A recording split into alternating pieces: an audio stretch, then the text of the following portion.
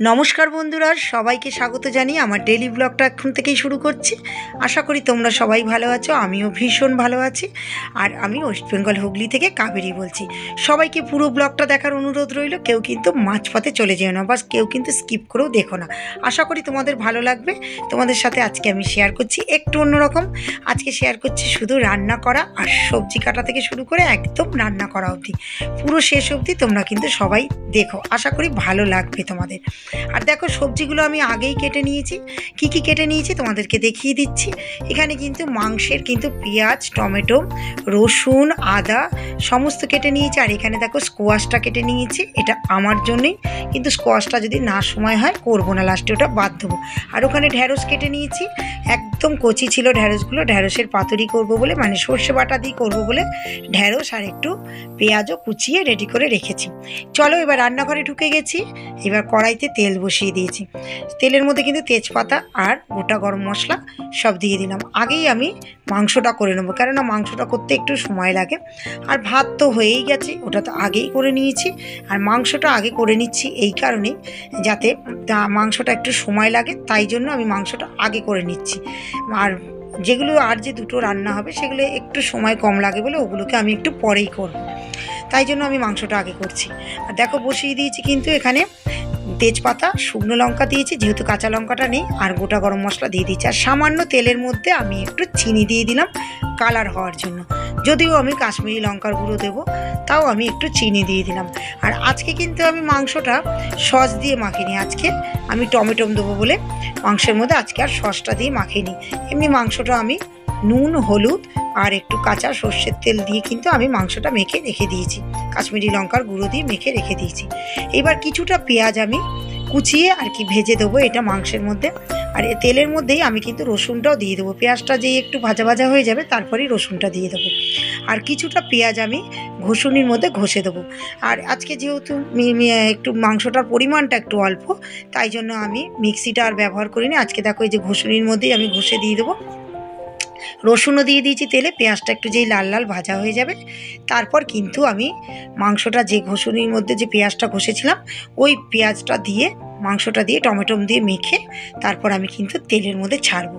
তা চলো, পেঁয়াজটা আমার কিন্তু ভাজা ভাজা হয়ে গেছে। এইবার কিন্তু মাংসটা কিন্তু আমি তেলের মধ্যে ঢেলে দেবো। দেখো পুরো মাখা মাংসটা টমেটোটা দিয়েই কিন্তু আমি মেখেছি, পুরো মাখা মাংসটা কিন্তু আমি দিয়ে দিলাম। যদিও বা দেখো বন্ধুরা, তোমরা মাংস সবাই জানো, সবাই পারো করতে, আমার থেকে তোমরা খুবই ভালো পারো। কিন্তু যেহেতু আমি আজকে কি কি রান্না করেছি আর রান্না করাটা শেয়ার করছি, তাই জন্যই তোমাদের সাথে এই মাংসটাও কিভাবে করছি সেটাও শেয়ার করছি। আমি কিন্তু আগেই বলে দিলাম, তোমরা কিন্তু সবাই জানো আর আমার থেকে ভালো রান্না পারো তোমরা। দেখো মাংসটা আমি কিন্তু একটু কষিয়ে নেবার, এটা কিন্তু চিকেন।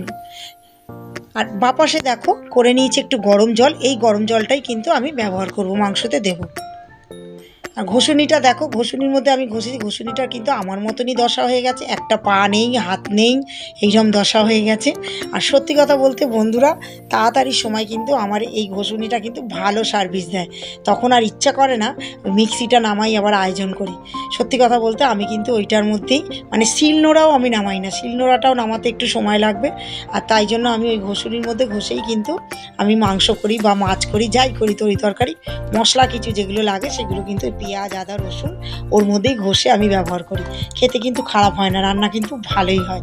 একটু বেশি পরিমাণে মাংস হলে যখন একটু লোকজন আসে বাড়িতে, তখন আমি মিক্সিটা ব্যবহার করি। যাই হোক, দেখো আমি কিন্তু মাংসের মধ্যে মাংসটা কষিয়ে কিন্তু আমি আলুটাও কিন্তু দিয়ে দিয়েছি। আলুটা আমি কুকারে একটু সেদ্ধ করে নিয়েছিলাম। আলুটা কিন্তু আমি আর আলাদা করে ভাজিনি, কেননা সেদ্ধ করার সময় আলুর মধ্যে আমি একটু নুন দিয়েছিলাম, যার জন্য আমি আর আলাদা করে ভাজলাম না। আমি একবারই মাংসটা কষানো যেই হয়ে গেছে তখনই কিন্তু আলুটা দিয়ে দিয়েছি।